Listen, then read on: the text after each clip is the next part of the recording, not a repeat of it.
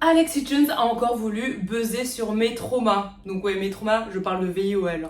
Donc j'ai fait une interview chez Gossip Room où je racontais par exemple une première expérience où je m'étais fait VIOL par un mec parce que en fait on se côtoyait, on se fréquentait et on a dormi ensemble. Mais pour moi dormir ensemble ça ne veut pas dire consentir à un rapport intime. Donc on dormait ensemble et moi quand je dors je fais quoi? J'enlève mon pantalon pour dormir, hein. Je ne dors pas en pantalon et un t-shirt. Donc j'enlève mon pantalon. Hein. Je précise que j'avais le bas et j'avais le haut, hein, un t-shirt. Donc, et même, quand bien même t'es à poil dans un lit, personne n'a le droit de venir rentrer en toi sans ton consentement, sachant qu'avec ce mec, nous n'avons pas de rapport en plus. Ça rajoute le fait que c'est hyper intrusif, c'est quelque chose auquel je ne m'attendais pas.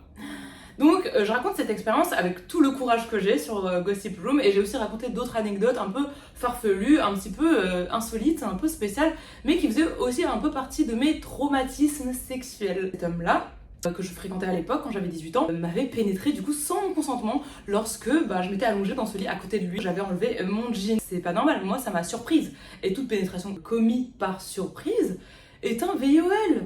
C'est la vérité. Enfin, si tu t'y attends pas et que quelqu'un te bédaine par surprise, je suis désolée, moi je m'y attendais pas. J'ai aucune raison de mentir. À quoi bon? Pourquoi ça servirait mes intérêts? Je me fais insulter par tout internet, par tous les masculins alpha misogynes. Pourquoi je mentirais?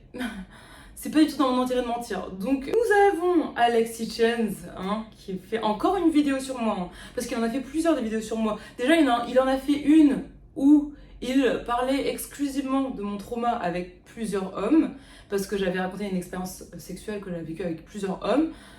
Dans le déni, j'étais dans le déni de fou, donc je racontais ça avec beaucoup de recul et beaucoup de légèreté, et même j'en riais, ouais je sais, tu peux rire de tes traumatismes quand t'es trop dans le déni, ou même pour pas trop bader, tu vois. Cette fois-ci, il a fait une autre vidéo, encore il y a un mois, bravo. Le mec sait pas de quoi parler, il a aucun sujet de conversation intéressant à part humilier les femmes, les clasher, les rabaisser, et le pire dans tout ça, c'est que dans cette vidéo-là, hein, encore une fois, il fait l'apologie du V. C'est extrêmement grave. En fait, il le dit clairement qu'il trouve ça normal de faire ça. Je sais pas si vous voyez ce que je veux dire. Je vais vous montrer l'extrait qui fait suite à l'histoire que je vous ai racontée. Donc lui, il réagit en disant « Ha ha ha, en même temps, à quoi tu t'attends? Tu te dénudes dans le lit à côté d'un homme. À quoi tu t'attends ?» En mode s'il te pénètre, c'est normal. Donc en gros, si vous dénudez dans le lit d'un homme et qu'il vous pénètre, même sans votre consentement, même par surprise, à quoi tu t'y attendais, ma belle? C'est exactement cette réponse que j'ai eue lorsque j'ai porté plainte chez les flics pour cette même histoire, parce que ce même homme m'avait V plusieurs fois. Et le flic s'est levé de sa chaise lorsque je racontais ma plainte pour me dire « Mademoiselle, vous vous dénudez dans le lit d'un homme, à quoi vous vous attendez ?» C'est marrant que Alex Hitchens ait exactement le même discours, ce discours de la culture du V. Je vais vous montrer l'extrait. Enfin, moi, tu viens me voir. Tu te déshabilles dans le lit d'un autre homme. Il finit par te pénétrer. Et tu viens me dire, oh non, mais je m'y attendais pas. Non mais au bout d'un moment, non mais, no cap. Non, no cap. Les gars, no cap. Non mais... Non mais là, non, les gars, non, soyons tout à fait honnêtes. No cap. Mais s'attendait à quoi? C'est pas possible. Mais c'est quoi ça? Ça fait peur, ça fait très peur. Le mec rigole en mode c'est trop drôle. C'est tellement drôle de se faire V. Genre, moi je raconte mon V. J'ai énormément de courage de le raconter sur la place publique, sachant que les gens sont extrêmement mauvais. Et je remercie encore une fois Gossip Room de m'avoir invité pour cette interview. Parce que par la suite, Alex Hitchens va parler de la liberté d'expression, parce que lui, apparemment, il a droit à la liberté d'expression pour promouvoir le V. Hein. Mais tout va bien.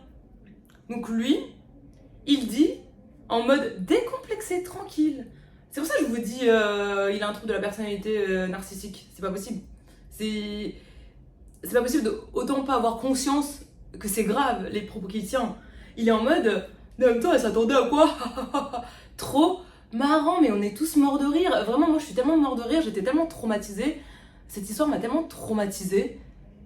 C'est tellement drôle, genre. Et même partir du principe que je mens. Partir du principe, même pas que je mens, que c'est normal de pénétrer une femme si elle est allongée dénudée dans le lit d'un homme. Est-ce que vous trouvez ça normal? Non. C'est normal si elle est d'accord, c'est normal si ils se sont mis d'accord, c'est normal si c'était prévu quoi, c'est normal si elle est consentante, tout simplement. Même si c'était prévu et qu'elle en a plus envie, c'est pas normal, ça reste un V. Un V, je le rappelle, est un rapport non consenti. Donc à partir du moment où vous n'avez pas l'accord de la personne, qui vous montre qu'elle est ok pour avoir un rapport, vous ne faites pas le rapport, sinon vous êtes en train de la V en fait, de la VIOL. C'est simple, et je trouve ça tellement choquant qu'il ait tellement d'abonnés hommes et qu'il dise ça dans le plus grand des calmes. Il a plein de jeunes qui le suivent, il dit ça dans le plus grand des calmes. Pourquoi à votre humble avis, il le pense sincèrement? Il pense sincèrement que c'est normal de V une femme si elle se dénude dans ton lit. On se demande bien ce qu'il a bien pu faire dans sa vie. Je crains le pire personnellement parce qu'il me fait énormément penser à mon ancien pervers narcissique. Et d'ailleurs, je n'affirme rien, je ne le connais pas. Mais sa façon de parler, sa façon de manquer d'empathie, sa façon de rigoler de choses aussi ignobles, en mode c'est normal, ça me fait tellement penser à mon ancien pervers narcissique lorsque j'avais entre 19 et 21 ans.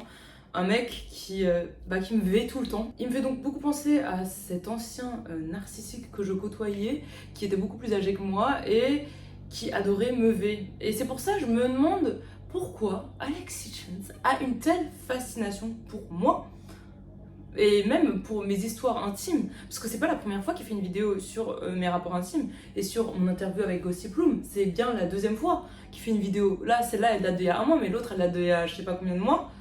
Mais en fait, pourquoi il me voue une fascination malsaine? On dirait que ça le fait kiffer.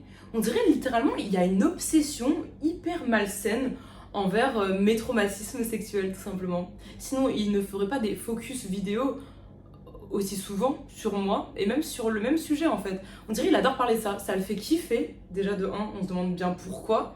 Mec, pourquoi tu kiffes raconter mes traumas comme ça devant la France entière et en plus m'humilier? Et on arrivait toujours à la même conclusion. Devinez, vous saurez sa conclusion à la fin de cette magnifique vidéo. Hein. Ensuite, il va dire qu'il ne croit pas qu'à chaque fois c'est du hasard. On souffle. Pourquoi? Il se dit comme par hasard, c'est qu'elle le cherche, qu'elle le veut. Mais en fait, techniquement, tu ne peux pas vouloir d'un rapport que tu ne veux pas. Si tu fantasmes sur le V, ce qui peut arriver à des personnes, tu fantasmes sur le fait qu'on te domine. Mais en fait, si t'as envie qu'on te fasse telle ou telle chose, t'es consentante. Tu vois ce que je veux dire? T'es consentant. Donc tu peux pas avoir envie d'un truc où tu n'as pas envie. C'est que tu n'es pas consentant. Le principe même du VIOL, c'est que tu n'es pas consentant, c'est que tu ne le veux pas. Donc toutes les personnes qui fantasment sur ça, elles le veulent. Elles veulent du rapport en question dont elles fantasment. J'ai obligé d'y penser. Je suis obligé d'y penser. On ne peut pas me faire croire qu'à chaque fois, c'est du hasard. On ne peut pas me faire croire qu'à chaque fois, elle ne fait pas exprès. C'est pas possible. Tu peux pas répéter à chaque fois ces mêmes actions sans les apprécier. C'est impossible. Le français, trop débat. Ensuite, il va dire qu'il ne croit pas qu'à chaque fois, c'est du hasard. On souffle. Pourquoi? Il se dit comme par hasard, c'est qu'elle le cherche, qu'elle le veut.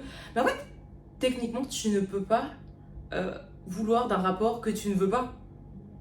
Si tu fantasmes sur le V, ce qui peut arriver à des personnes, tu fantasmes sur le fait qu'on te domine. Mais en fait, si tu as envie qu'on te fasse telle ou telle chose, t'es consentante. Tu vois ce que je veux dire? T'es consentant. Donc tu peux pas avoir envie d'un truc où tu n'as pas envie. C'est que tu n'es pas consentant. Le principe même du VIOL, c'est que tu n'es pas consentant, c'est que tu ne le veux pas. Donc toutes les personnes qui fantasment sur ça, elles le veulent.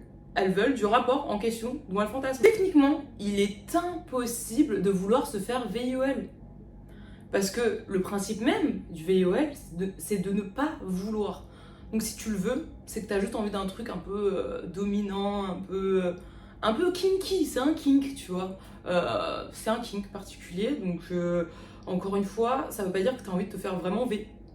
Parce que toi, quand tu fantasmes sur ça, par exemple, imaginons, tu fantasmes sur une situation qui te donne envie.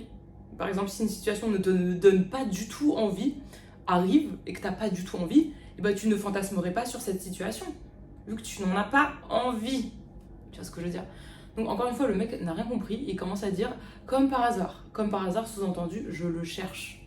Encore une fois, je vais vous expliquer pour la énième fois le syndrome post-traumatique et l'hypersexualité suite à des traumatismes et des VIOL.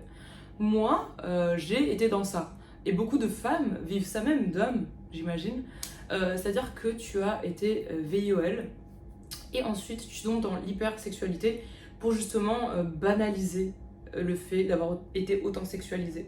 Et pour banaliser tes rapports qui t'ont traumatisé, tu vas continuer à perpétuer une sorte d'hypersexualisation de toi et une hypersexualité pour banaliser ce que tu as vécu quelque part. Il faut savoir que les personnes qui sont en syndrome post-traumatique ou qui tombent dans des dépressions suite à des traumatismes, des viols, etc., c'est des personnes qui peuvent se mettre en danger. Ça fait partie vraiment des symptômes de personnes qui sont détruites quelque part, je mets entre guillemets alors que c'est pas du tout entre guillemets, qui sont détruites et qui vont chercher à continuer à se détruire. Ça s'appelle l'autodestruction. Donc ces personnes-là peuvent consommer des substances à outrance, finir dans des états inconscients, se faire du mal, physiquement comme mentalement. Donc en fait, il peut être commun pour ces personnes-là dans l'autodestruction après avoir subi des V, parce que c'est quelque chose qui les a tellement détruits qu'ils tombent eux-mêmes dans l'autodestruction. Parce qu'en fait, ils sont détruits. C'est des personnes aussi par la suite qui vont avoir besoin de se faire du mal pour se sentir vivants, malheureusement. Et c'est une sorte de dépression que je trouve vraiment intense et qui fait beaucoup de dégâts.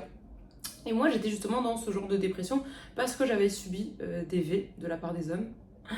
Et du coup, je me mettais beaucoup en danger. J'étais dans une sorte de dépression où je pouvais consommer de l'alcool à outrance, tomber dans des blackouts, perdre le contrôle de moi, parce que j'étais tellement détruite en fait. Et c'est assez commun. En vrai, c'est beaucoup plus commun qu'on ne le pense. Il y a beaucoup de gens qui passent par là, qui vivent ça. Et courage à vous. Je suis désolée pour vous parce que là, je m'en suis sortie enfin. Mais ça a été super dur parce qu'au final, tu tombes dans des schémas où tu te mets en danger inconsciemment. Et il y a des gens qui vont continuer à profiter de toi. C'est pour ça que les personnes qui ont subi des V auront plus de chances de subir d'autres V. Parce qu'il faut savoir que déjà les prédateurs reconnaissent les victimes par leur démarche, par leur façon d'être. Parce que les victimes ont un comportement, malheureusement, lorsqu'elles ne sont pas encore sorties de ce genre de schéma et d'image de soi, ont un certain comportement que les prédateurs arrivent à flairer et ça fait qu'elles peuvent beaucoup plus tomber dans la joute des prédateurs parce qu'en fait, elles ont une fragilité, parce qu'elles ont vraiment été fragilisées par leur traumatisme. Du coup, moi, je faisais partie de ce genre de personnes qui avaient déjà été fragilisées et détruites en fait par les V de la part des hommes. Donc oui, je revivais des situations qui pouvaient être similaires et ça c'est en fait typique des personnes qui ont été traumatisées, qui vont reproduire le même genre de schéma toxique. C'est typique, c'est commun, c'est une réalité. C'est pas parce qu'on le veut, c'est pas parce qu'on a envie de se refaire V. C'est en fait un engrenage dans lequel on est. C'est un cercle vicieux dans lequel on est. Parce qu'en fait, tellement on a été détruit, on ne cherche plus à prendre soin de soi. Du coup, on va prendre beaucoup de risques. On n'en aura plus rien à faire de plein de choses, on va pas prendre soin de soi. On va se négliger au niveau de la santé, au niveau du danger. On va même côtoyer des inconnus, on ressentira pas la peur et on ressentira même une sorte d'adrénaline dans des situations dangereuses qui va en fait nous combler quelque part, nous faire nous sentir vivants, tellement en fait on est mort à l'intérieur, quelque part. Donc encore une fois, je trouve ça marrant de sa part, hein, de quelqu'un d'aussi ignare, qui sort autant de bêtises et qui est aussi mauvais. Il est extrêmement mauvais hein, lorsqu'il se moque de ce genre de situation où je suis extrêmement traumatisée et je suis pas la seule qui suis passée par là. Je trouve ça marrant qu'ils disent « Ah, je crois pas que ce soit le hasard ». Non, ce n'est pas le hasard. Hein. C'est parce que j'ai déjà subi ce genre de choses, que j'étais dans un cercle vicieux, que je me mettais en danger. Mais c'est pas parce que tu te mets en danger que c'est normal que tu te fasses V. C'est pas parce que, on va dire, tu te protèges moins, tu prends moins soin de toi, que tu mérites de te faire V, en fait. Personne ne mérite ça. Et le problème des personnes qui ont déjà été traumatisées, c'est qu'elles peuvent finir par se négliger. Et ça, c'est une sorte de négligence. C'est que, par exemple, une personne saine d'esprit, peut-être qu'elle n'irait pas en soirée avec des inconnus, boire autant jusqu'au blackout, parce qu'elle n'a pas été détruite, du coup, elle n'aura pas envie de continuer à se détruire pour se sentir vivant. cette personne-là n'aura peut-être pas pris tous ces risques et peut-être que ça aura minimisé ses chances de se faire V. Mais ça ne veut pas dire que les personnes saines d'esprit n'ont pas de risque de se faire V, hein, parce que sachant que 80 à 90% du temps, les personnes qui se font V par des proches. Donc encore une fois, ça c'est un autre sujet. Non, ce n'est pas un hasard qu'il m'est arrivé autant de choses et autant de V, mais je l'ai expliqué en fait, c'est justement à cause de l'hypersexualité post-traumatique et justement cette autodestruction qui m'a poussé à consommer autant de substances jusqu'au blackout, ce qui faisait que j'étais à nouveau victime de V des prédateurs. Se remettre en danger et reprendre des risques, c'est un comportement typique des personnes qui sont traumatisées en fait. Donc non, ce n'est pas un hasard, il y a des explications, mais ce n'est pas ce qu'ils croient. Ce n'est pas parce que j'aimais ça. Tu ne peux pas aimer quelque chose que tu n'as pas envie de vivre.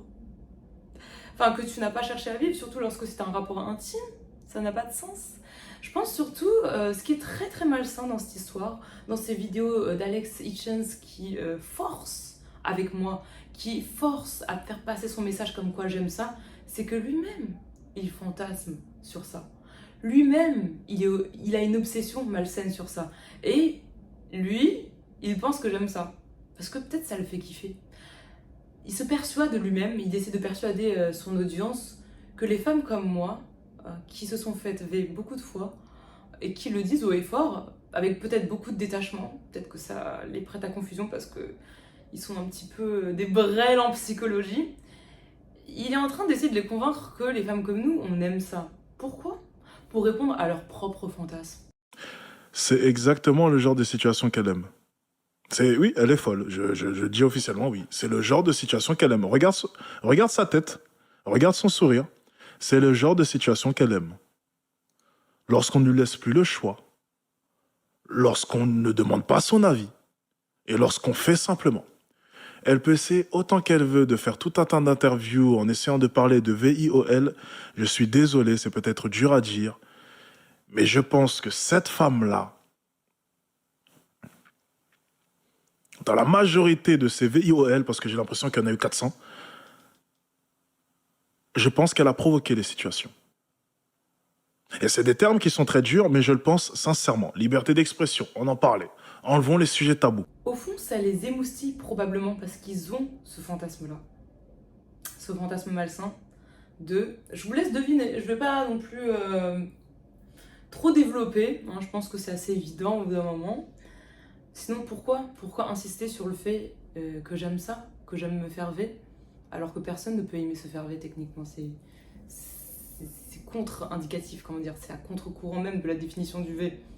Ensuite, il va zoomer sur ma tête et dire c'est exactement le genre de situation qu'elle aime. Parce que à un moment, j'ai souri de façon gênée. Parce que oui, je raconte un événement traumatisant, même des événements plus ou moins traumatisants ou pas. Mais oui, j'ai le droit de sourire pendant une interview, même quand je raconte des traumas, en fait. Je vois pas, il y a quoi de contradictoire ou il y a quoi de choquant. Et il va terminer évidemment par « elle aime ça, elle cherche ça ».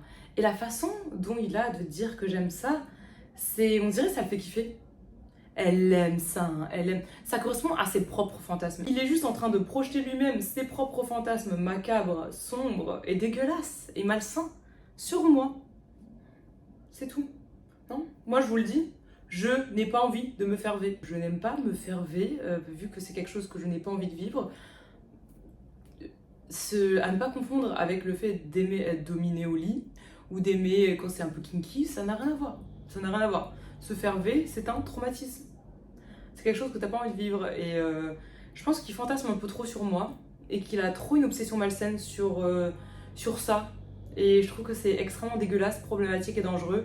Et le fait qu'il rigole des traumatismes que les femmes vivent, comme ça, en place publique, et qu'il banalise le fait de discréditer les personnes qui racontent leur V, et même qui fait l'apologie du V. Il fait clairement l'apologie du V, en mode c'est normal, à quoi tu t'attendais si une femme est nue dans un lit, ou même dénudée, ou même juste elle a enlevé son pantalon, c'est normal qu'un homme la V.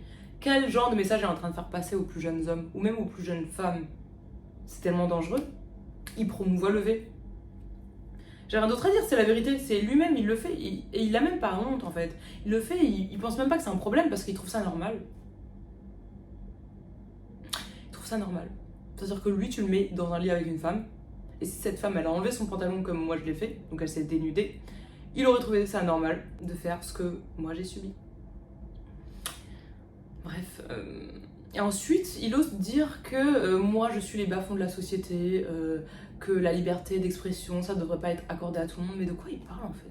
Je pense qu'il fait sincèrement que de la projection. Ouais, parce que les bas-fonds, c'est lui. Il se moque publiquement d'une femme qui parle de ses traumatismes, de ses expériences intimes, en déjà la dégradant, en l'humiliant, en la rabaissant publiquement, et en insinuant qu'elle aime se faire V. C'est extrêmement grave. Et en plus, il se moque d'elle lorsqu'elle dit qu'elle s'est faite V par un mec, juste parce qu'elle était dénudée dans un lit. Il se moque d'elle en mode, comment tu peux te faire V comme ça? En mode, c'est pas un V. En mode, il fait de l'apologie du viol, il se moque des traumatismes que j'ai vécu, il essaie de gratter du buzz dessus pour la deuxième fois. C'est déjà beaucoup trop en fait. Et ensuite, il projette ses propres fantasmes macabres sur moi. Bref, c'est trop grave. Dénonçons ce genre d'ordure, je le répéterai jamais assez. Vraiment, c'est pas possible. C'est pas possible, c'est trop grave. C'est trop grave. Et dire qu'il y a des gens qui le suivent, il y a des gens qui boivent ses paroles. Comment ce genre de personnes peuvent encore avoir de l'influence? Sa vidéo, ses vidéos YouTube comme ça, où il m'humilie, où il discrédite mes V, et même il dit que j'aime me faire V, des propos tellement graves, se tiennent sur YouTube dans le plus grand des calmes. Vraiment, je suis estomaquée. Je suis estomaquée. Et je pense que la liberté d'expression ne devrait pas lui être accordée à ce genre d'homme. C'est tellement grave. Il est juste en train de dire ouvertement que lui, il n'a aucun problème à faire des choses horribles avec les femmes. Et il ne voit même pas le problème dans ça. Enfin, bref. Abonnez-vous. Parce que je vais encore parler de plein de choses extrêmement intéressantes. Et gros bisous sur vous. Allez. Et bannissez ce genre d'homme. Bannissez-le, on n'en peut plus. On ne peut plus, faut que ça dégage, Les bas-fonds de la société, c'est lui. Qu'est-ce qu'il fait là encore? Qu'est-ce qu'il fait là? Je sais qu'en ce moment on est en train de le call out, mais il faut pas s'arrêter, il faut continuer. Et déjà, ça met 1000 ans à le call out. J'ai pas compris depuis ces dernières années, personne s'est réveillé un beau matin et a vu que c'était une énorme MERDE. On commence à peine à en parler et il faut continuer parce que ça doit dégager sec. Il ne mérite pas un seul centime de nulle part et de personne. Vraiment, c'est trop grave. Bisous, abonnez-vous.